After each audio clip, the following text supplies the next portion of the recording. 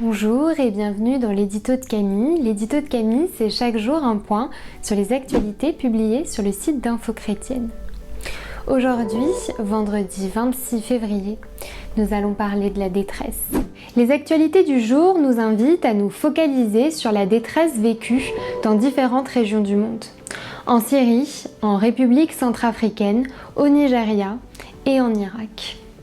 En Syrie, où la sécurité alimentaire est un problème croissant, c'est 60% de la population, soit 12,4 millions de personnes, qui n'ont pas régulièrement accès à des aliments sains et nutritifs.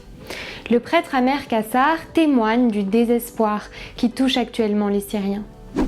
En République centrafricaine, suite à une nouvelle vague de violence, la moitié des enfants du pays se retrouvent privés d'éducation.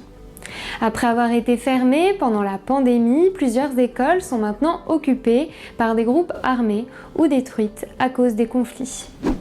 Au Nigeria, le pasteur Bulus Yikura a été enlevé par un groupe terroriste affilié à l'État islamique. Dans une vidéo publiée par ses agresseurs, le pasteur s'adresse au gouvernement et lui demande d'œuvrer en sa faveur et de le libérer de cette douleur. Il affirme que si la rançon demandée pour sa libération n'est pas payée dans les plus brefs délais, il sera exécuté le 3 mars prochain.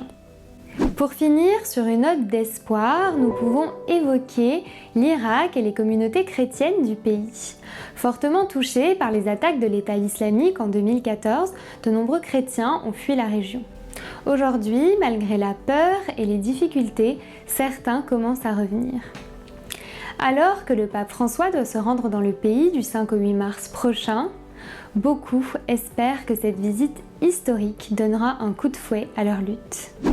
Je nous invite à ne pas traiter ces actualités avec distance et désinvolture, mais qu'elles soient pour nous l'occasion de prier pour ces peuples en souffrance de manière spécifique.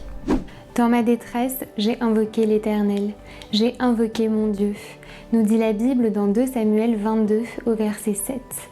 Alors invoquons le Seigneur pour lui remettre la souffrance de ces personnes à l'autre bout du monde.